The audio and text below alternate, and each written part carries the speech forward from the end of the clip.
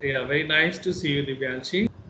For the benefit of everyone, let me say that कि जो ये हमारा करियर टॉक का जो एक सीरीज है यूट्यूब वीडियोस की, इसको हम इसलिए जो है रिकॉर्ड करते हैं अलग अलग अपने एरियाज के हाई अचीवर्स के साथ में, कि जिससे कि अगर वो उस करियर को ज्वाइन करना चाहते हैं तो उनका हेल्प हो सके, बच्चों को डिफरेंट डिफरेंट करियर के ऑप्शंस जो है वो पता लग सके, और वो अपने स्ट्रेंथ और अपनी वीकनेसेस को पहचान के और एक राइट करियर का चॉइस जो है वो कर सकें।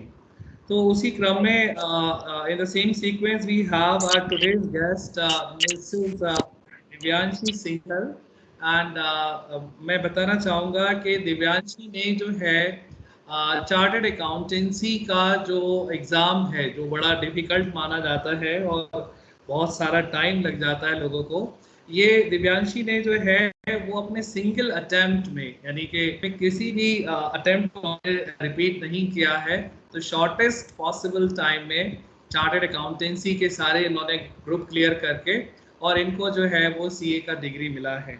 दिव्यांशी ने अपना करियर जो है वो जो पीडब्ल्यूसी है, जो एक ऑडिट फर्म है इंटरनेशनल रेपुटेशन की, उसके साथ में शुरू किया, और प्रेजेंटली जो है ये डेलाइट में जो है काम कर रही हैं, और इनका जो वर्क है वो रिस्क एनालिसिस और से रिलेटेड है। जो इनकी फर्म जो है वो डिफरेंट डिफरेंट कंपनीज के रिस्क एनालिसिस करती हैं, उसमें जो है ये हेल्प करती हैं, और प्रेजेंट में डिलाइट के साथ में काम कर रही हैं। So welcome Divyanshi, welcome to career talk. Thank you a lot. Thank you. Right. And Divyanshi, this is will be starting with your choice of career. जब आपने 12th का आपका फाइनल ईयर था, क्या आपको क्लियर था कि आपको 12th के एग्ज़ाम के बाद में आपको सीए का जो सीपीटी जिसे आप लोग कहते हैं उसका एग्ज़ाम देना है, या क्या पूरा थॉट प्रोसेस क्या था? थोड़ा बच्चों को बताएं।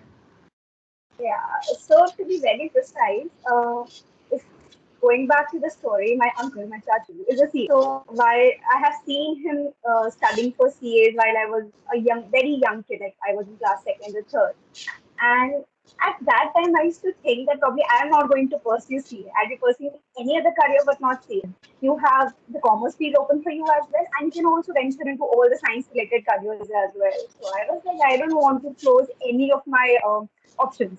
So let us go give it a try.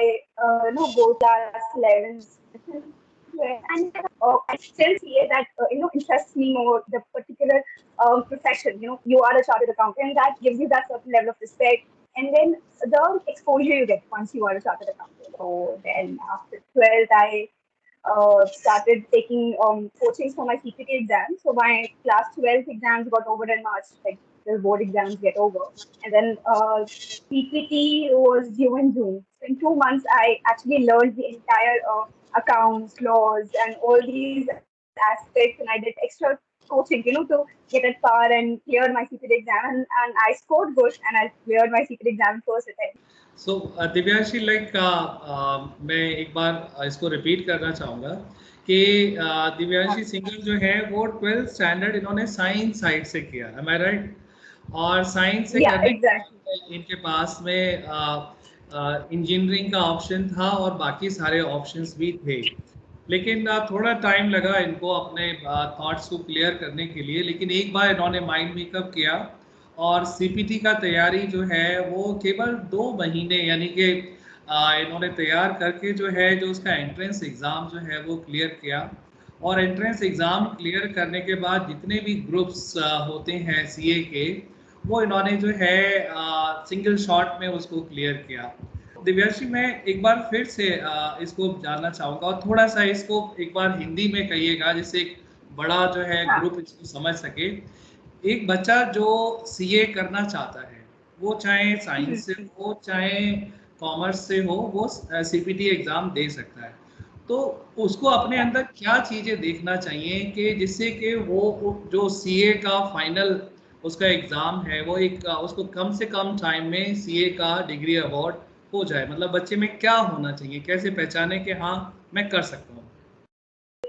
All together in 5 साल सीए का था, इसमें व्हाट आई लर्न वाज कि आपके में इंटेलिजेंट होना is not required, it's an possible requirement है कि आप हार्ड वर्क, बिकॉज सीए का कोर्स इतना वास्ट है कि बहुत इंटेलिजेंट बच्चा भी वो सीए का कोर्स अपने एग्जाम साइंस से नहीं कर पाता। एंड सब लोग अपना उम्मीद हारते हैं, लाइक डीमोटिवेटेड प्रॉब्ली, और वो डीमोटिवेशन आपके एग्जाम, तो most important thing is you need to know that अगले 5 साल you have to be a hard working student, आपको बहुत हार्ड वर्क करना पड़ेगा। And secondly, perseverance. I'm sorry, I don't know the Hindi word for that, but perseverance is very important.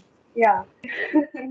Perseverance मतलब persistently hard work करना, मतलब आपको एक दिन काम नहीं करना है और अगर कोई सेटबैक आ जाए तो उसको भी जो है वो आपको उसको जो है आपको बैफल नहीं करे, आपको अपना कंटिन्यूटी मेंटेन। Exactly. Yeah. मतलब एक स्ट्रॉन्ग विल होनी चाहिए कि अगर आपको ये करना है तो ये 5 साल no matter what you have to give your best, you have to be इसके अंदर आपको रहना।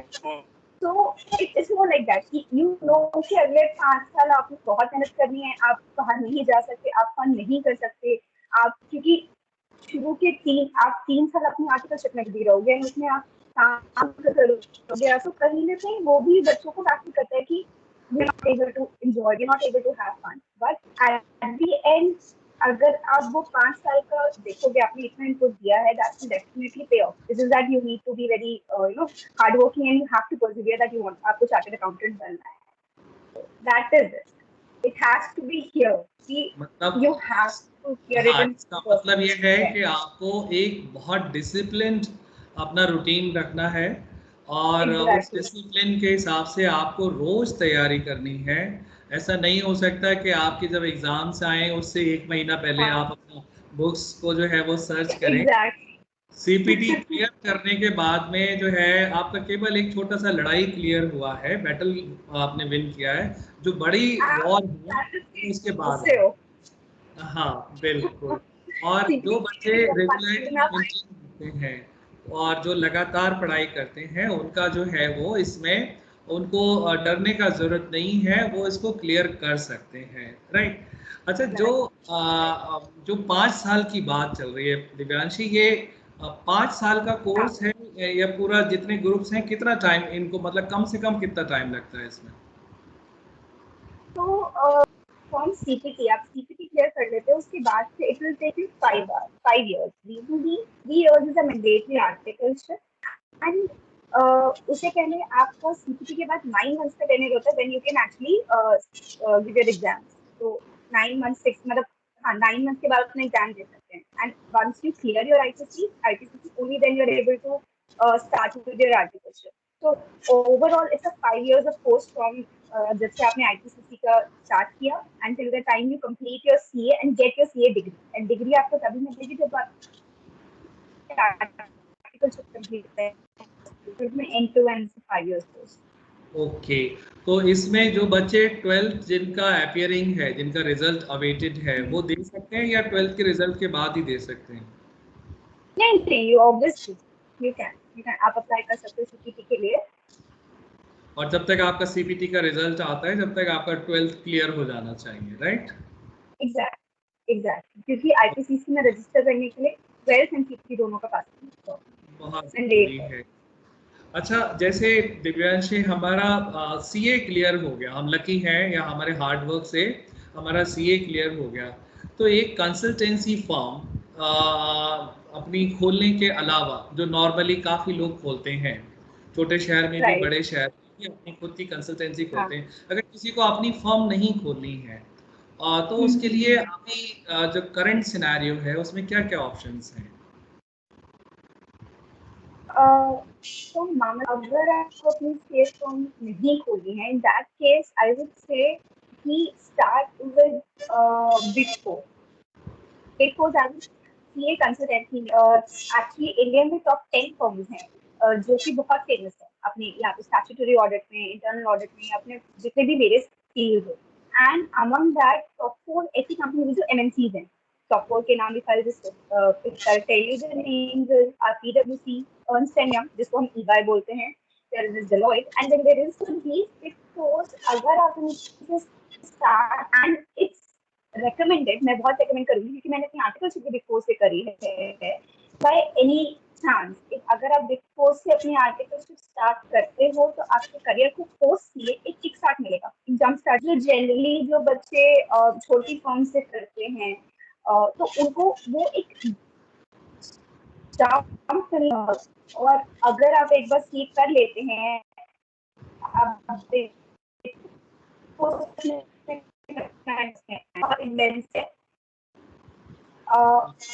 if not,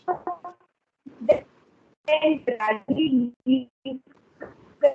move it up industry, scaling industry में job कर सकते हैं. तो field demands और कई I have seen people कि कुछ थोड़ा सा अपना कुछ working experience लेके, like you know initial 4-5 साल इंडिया में काम करके, बड़े-बड़े clients पे काम करके, या अगर बिग फोर में अगर आप काम करते हैं, हमको ओवरसीज अपॉर्चुनिटी इंडिया के बाहर, तो वो एक्सपीरियंस लेके काफी लोग इंडिया के बाहर भी सेटल हो जाते हैं वहाँ की इंडिविजुअल कंपनी.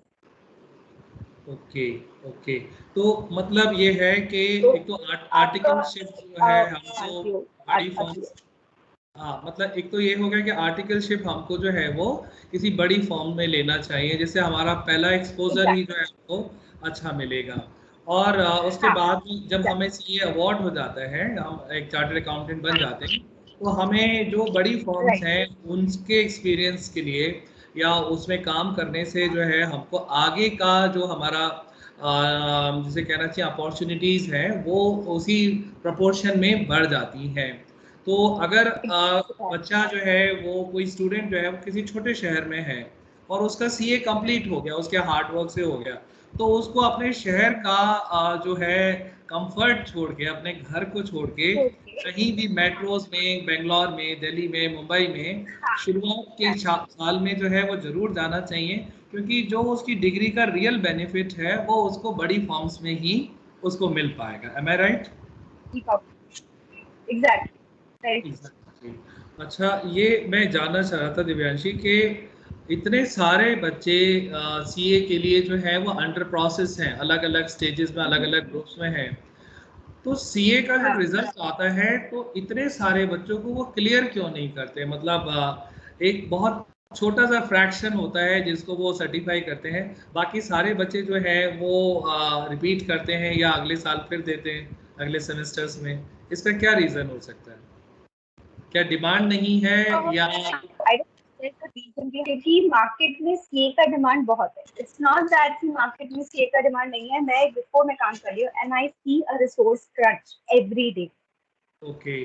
और बिग फोर्स में they are already big but at the same time CA के क्लियर ना करने का I don't think there is a specific reason, because if I see कि मैंने मेरे बैच में बहुत सारे स्टूडेंट्स थे एंड जिनका मैंने एग्जाम्स आई हैव हर्ड कि they are confident enough that they have cleared. So I don't think there is a combination behind, permutation combination behind, not clearing a lot of students. तो what could be the possible reason? मतलब एक बहुत ही minuscule सा percentage जो है वो CA clear करते हैं. अगर if I say you correct me, if 100 students are in the final group, right, for clearing the CA, so hardly they will clear 5 and 95, maybe if I am wrong, please correct me. कितना percent जो है वो clear करते हैं और कितने percent को वो रोक लेते हैं उसमें? मेरे 10 to 11, 10 to 15% was the passing percentage, but in the past few years, I have seen the passing percentage has also increased to 30%, 35%, and which is a huge number. Because there are like thousands of candidates appearing for CA finals, and अगर 35% भी clear हो रहे, it's a big number. Okay.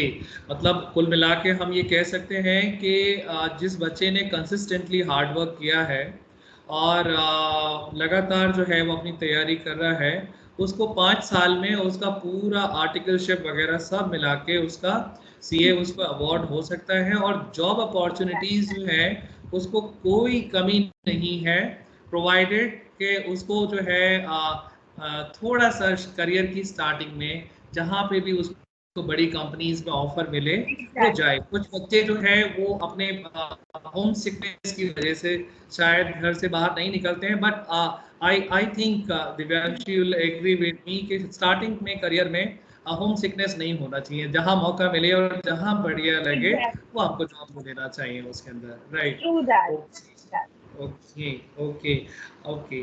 क्या इसमें coaching जो बच्चे लेते हैं, जो एक तो सीपीटी के लिए स्टार्टिंग में कोचिंग लेते हैं और उसके बाद बीच में जो ग्रुप्स क्लियर करने के लिए लेते हैं, ये कंपलसरी है या बगैर कोचिंग के भी बच्चों का हो सकता है इसमें? मतलब एक प्रैक्टिकल एडवाइस करना, क्योंकि बहुत बच्चे देख रहे हैं इसमें। Not necessarily, because मैंने भी लोग कोचिंग लेते हैं, मैंने भी ली थी, but like I'll give you an example of one of the subjects. मैंने कोचिंग ली जरूर थी because of my busy schedule, मैंने वो अटेंड नहीं करी।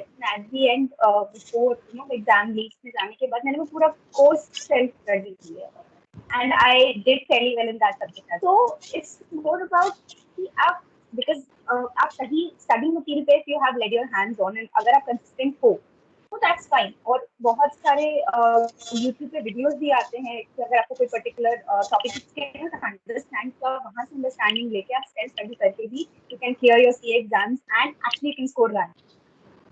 तो that is it. It's more about कि आपके लिए आपका कंफर्ट जोन क्या है, कि आपको टीचर पढ़ाता है तब समझ में आता है या आप वो स्टूडेंट हैं जिसको सेल्फ स्टडी करके अच्छा समझ में आता है। Okay okay. अच्छा, एक बहुत प्रैक्टिकल एडवाइस चाहिए। बच्चे जो डिफरेंट कॉम्पिटिशन्स की तैयारी करते हैं, अब उनका मन तो अलग अलग जगह डिस्ट्रैक्ट होता है। Divyanshi, we know you are very discipline, very very discipline. तो ये मन को कंट्रोल करके जो है कैसे जो है बच्चे अपना टाइम टेबल फॉलो कर सकते हैं? मतलब जिस टाइम पढ़ना है उस समय कोई पार्टी नहीं करनी है, कोई मोबाइल नहीं, कोई सोशल मीडिया नहीं, कुछ नहीं। क्या मतलब कुछ टिप्स? क्योंकि बच्चे आजकल जो है उनका एम तो होता है कि भाई कोई बड़ा कंपटीशन क्लियर करना है, लेकिन वो कंसिस्टेंसी जो है, जो एक परसिस्टेंट हार्ड वर्क है, वो नहीं कर पाते। तो उसकी क्या टिप्स हो सकती है?